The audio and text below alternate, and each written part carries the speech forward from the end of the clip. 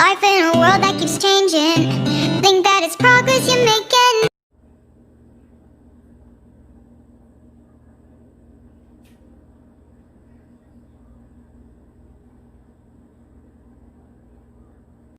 Hey y'all, welcome back to my channel. Today I will be doing a story time along with eating with you guys. I have Dungeness, crab, shrimp, and I have black bean noodles, the chicken flavor kind, hot chicken flavor kind. So I'm gonna actually, it's my first time trying these, so I'm going to try it with you guys. How about that? I think I'm gonna let y'all eat some first. You want some first? You can eat it first.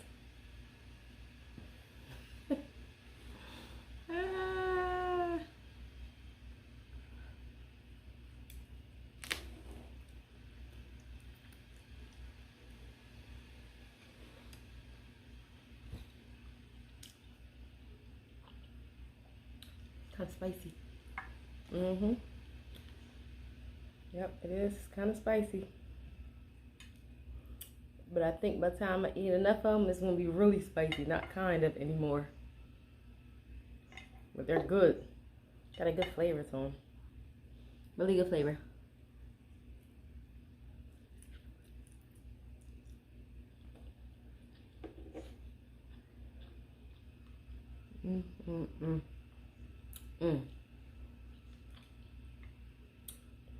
I like them.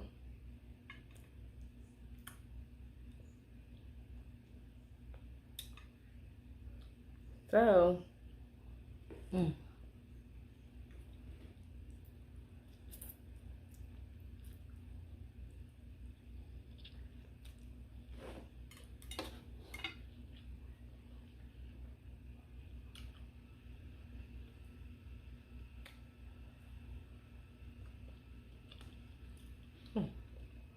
a little drink now.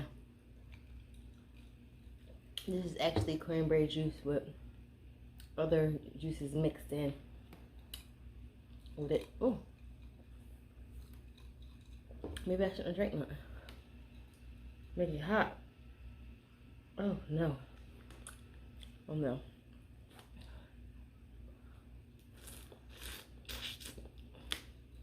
Try shrimp. There's some mixed shrimp, right?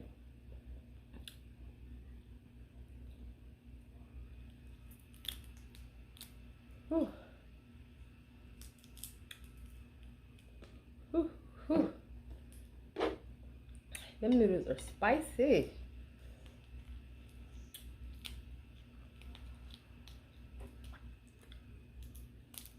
We ain't got them on like 2 times, but they're spicy. Whew. Whew.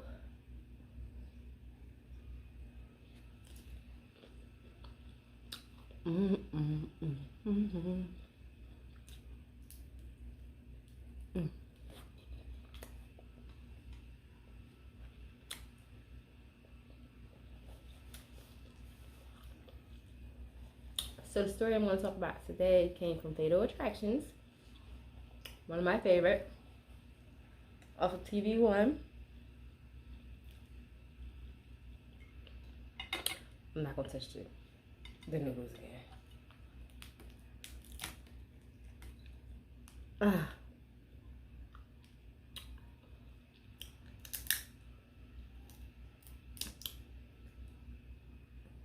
It was about this girl named Tanya. She had a boyfriend by the name of Abraham.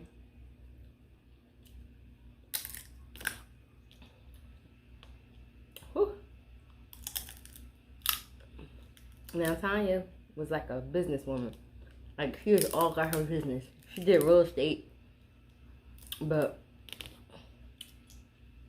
from what I'm hearing, you know, she wanted to reach for the stars. Like, if she going to get something, it got to be golden.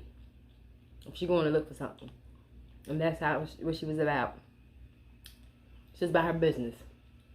Strictly business. Now, mind you, she was married once before. She was married before to a state trooper. And he ended up dying. They were the perfect couple. Like, everybody loved them. They just married for like at least about a year. And he got into a bad accident on a motorcycle and died. So it took her a while. She thought she would never find love again.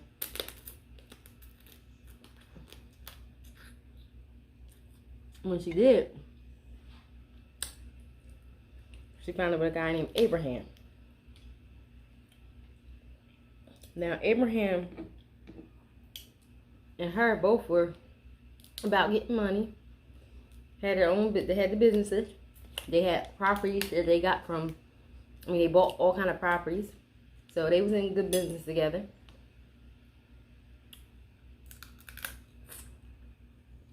Excuse me. She was a beautiful girl too. They had all these properties together. So Abraham, he had a dark side to him. He wanted to be a dope boy. He was a dope boy on the side. And he was on, doing his little thing. So, one day, Abraham says he was home at the house waiting for her to get home. So, he kept calling her. She told him, I'm on my way. She was saying, wow, I'm on my way. So, he wanted to be a dope boy. He wanted to live that lifestyle, The lifestyle that can also cost somebody's life. But,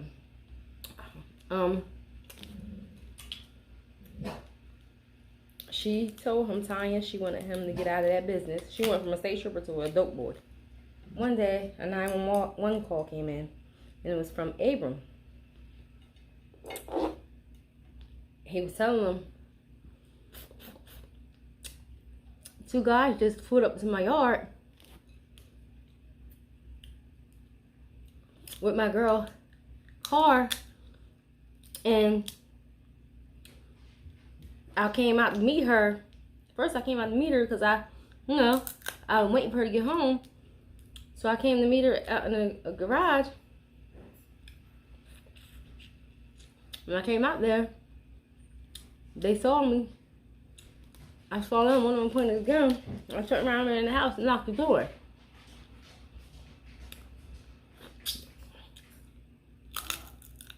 So, he ran. He ran to the neighbor's house. So, he was telling the 911 dispatcher, 2 guys came and drove into his house, their house, with his girlfriend's car. But once he saw them, they saw him, they jumped in the car. One of the assailants jumped in the car, drove away, the other one ran, took off.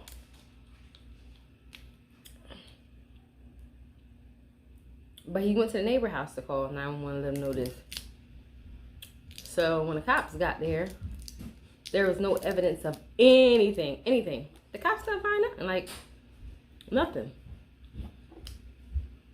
They didn't have. They looked and see if they had cameras around the neighborhood. There was no cameras to show that area, but they lived in a nice neighborhood, so nobody expected this to happen. So now the neighbors,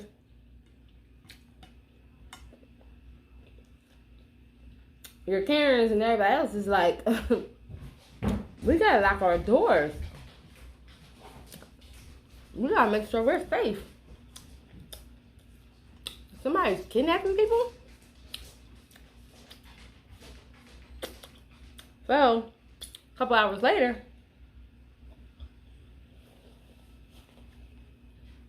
He already let the cops know what her car looked like, everything, give him the description of the car, the vehicle. A couple hours later, they got a call saying there was a car set on fire. So once they got to the scene,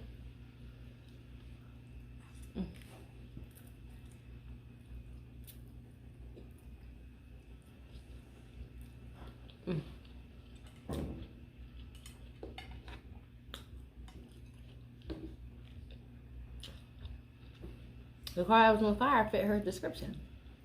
Her car description. So,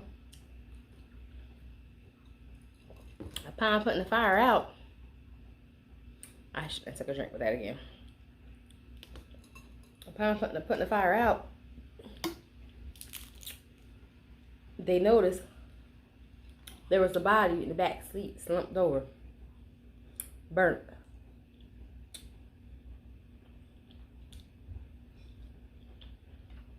So now they had to run tests. DNA said it was her. But it was her vehicle, so we were pretty sure it was her.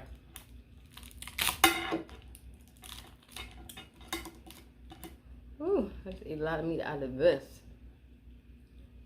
But they were sure it was her. But once they did the DNA, came back as her. So they asked for family questions.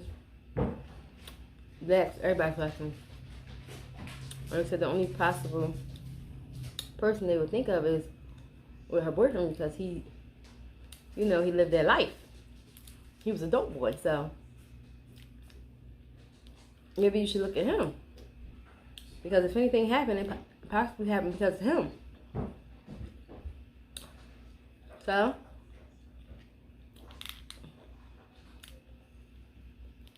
the cops brought him in for questioning. Mind you, they said that Tanya tried to stop him, Abraham, from selling drugs. She didn't want him being involved with that no more. She told him to give it up. She was a businesswoman. She was about making that money. You hear me, honey? That money. She was about making that. So she didn't really care about that. She tried to stop him from that, but she couldn't. So this was like a total life change for her, because she went from a state trooper to a dope boy.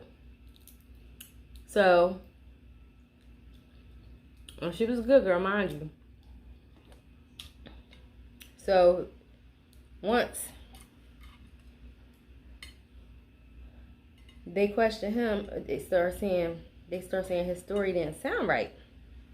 Abraham's story didn't sound right at all.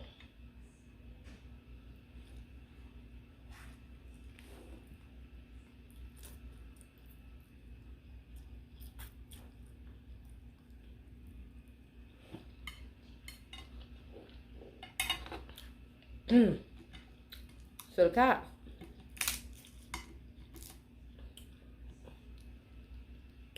got a warrant to check, her phone records, or who last person she was speaking to. She was at a restaurant that was well known.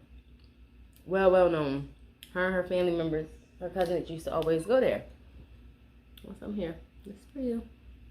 Take a bite. So her and her family members went there a lot. So everybody knew each other by first name basis, whatever. The waiters, everybody knew each other. Tanya was really friendly, everybody loved her. So one of the waiters said, once Tanya walked out that day, the day of her getting killed, Tanya told him, "Well, I gotta go outside, make a real quick phone call. I'll be right back." And she never came back into the facility. And that was strange, because she told him she was coming back, but she never did.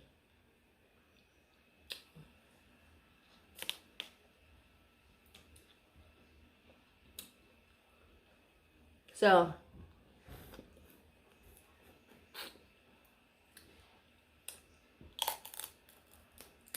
The cops got a hit.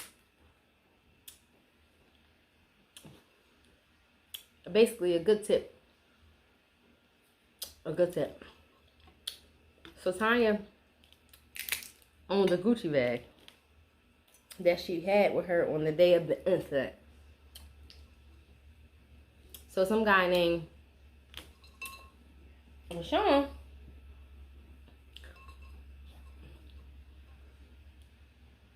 gave it to his girlfriend.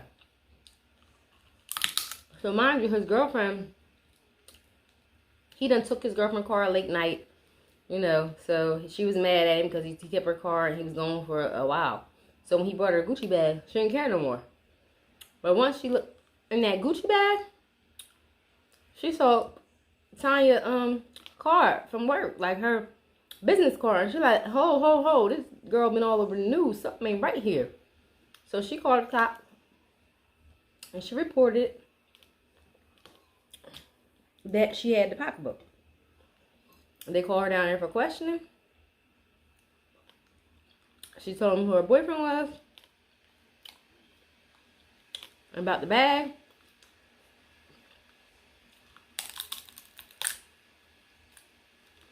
So they start making, you know,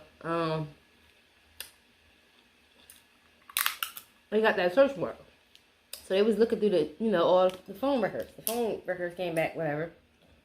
And the dude she was talking to on several occasions was Rashawn.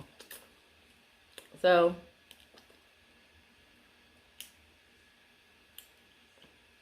Rashawn told the cops this story about her and him messing around. They were together. They had a secret relationship. And one of his boys wanted to make a quick come up. One of his friends wanted to make a quick come up by the name of Jamal. And mind you, he said Jamal had threatened him. All kind of stuff. But Jamal wanted to rob somebody. But Jamal, he said Jamal knew that he was messing with her. So he was like, he broke down to the cops and was like, I never meant for her to get hurt. Let's start telling. He started spilling the tea. So, it's so good, y'all. He told the cops that Jamal was the shooter. He did everything. He tried to tell Jamal, let's not do this. I care about her. And Jamal said, we gotta do it. We gotta do it. You can't just let it go like this. We gotta do it. And threatened to kill him.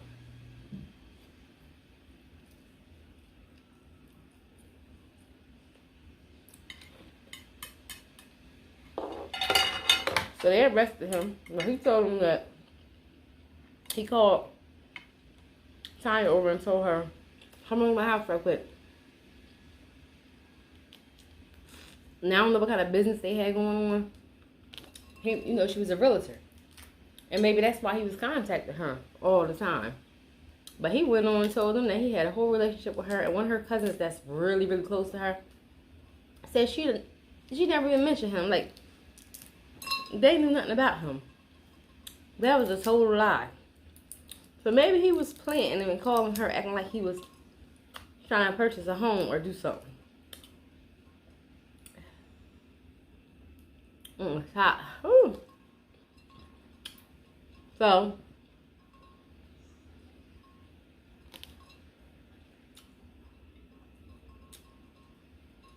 Tanya goes to his house.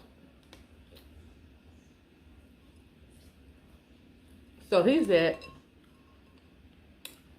and when he got there, the hitman, which was Jamal, walked in right behind her with a gun and took her away. And he was telling them, now I'm trying to talk him out of it. But the whole time Jamal had went to her house. Not Jamal, Rashawn went to her house.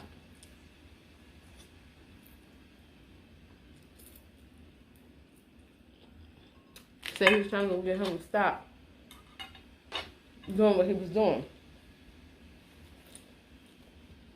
So why did you go to the house? It was his ride back because that was the car. They had stole his car, everything. They had all that. Stole everything. So once they pulled up in the drive-thru and they saw Abraham there, they immediately pulled out. And the dude knew who Abraham was. He knew that he was a big-time drug dealer. Abraham was he was on probation for the stuff he was doing. He was on probation. So he lived that lifestyle. So the dude knew who he was. But Abraham couldn't identify the dudes who pulled up in her car. So the police, of course, thought Abraham was lying because he lived that lifestyle. And when they questioned Abraham again,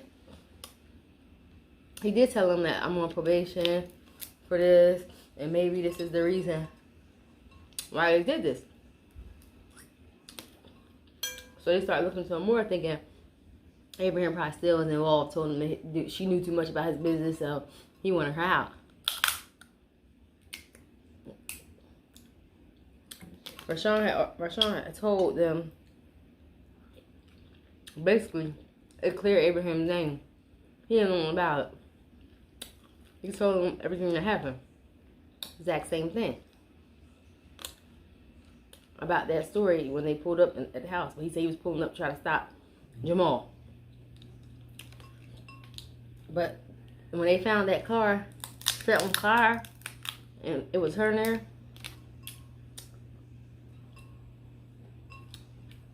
they just burnt her.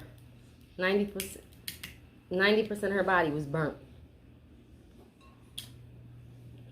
And when they did the autopsy, she already had 3 bullets in her.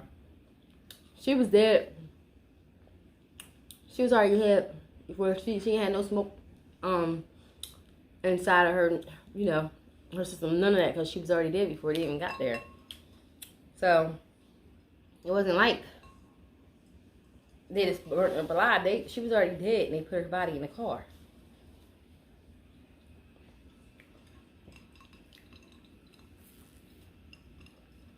So of course they arrested Rashawn. They caught with Jamal. They both were arrested during court. But Shell's there. During court,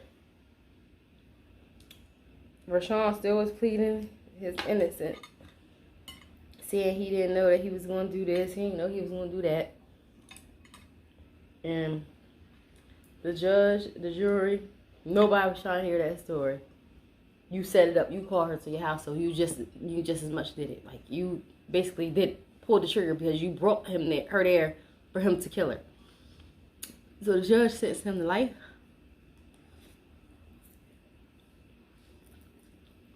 Once it was time for Jamal to go to court, he got the same sentence, life. You killed this girl for what? You didn't get nothing out of it. I guess they were trying to go to her house and try to rob her or whatever they was doing. But they didn't get nothing.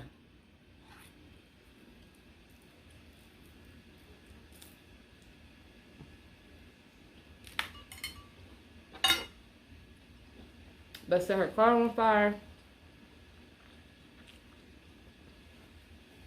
in time. You don't get nothing. Nothing. This poor innocent woman lost her life due to what? Money? Fame? What? Nobody ever know. But I'm actually going to end this video. My mouth is burning, y'all, by the way. Woo! Mouth burning, nose burning. All of the above. So, I just want to Ooh, it's burning. For the harm that came to Tanya. But will Rashawn's claim that he was coerced make an impression on the jury? It's a hard fence to buy, given all the circumstances.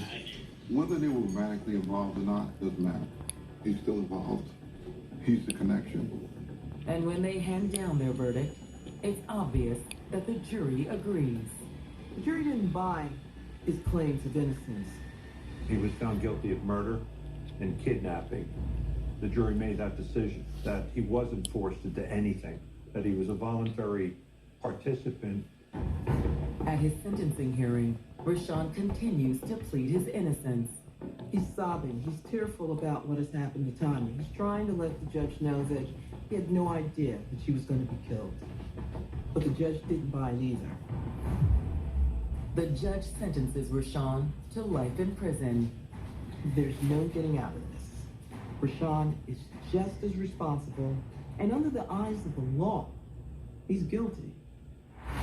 When Jamel Lewis goes on trial a few months later, the man Rashawn blamed for Tanya's death is also found guilty and sentenced to life in prison.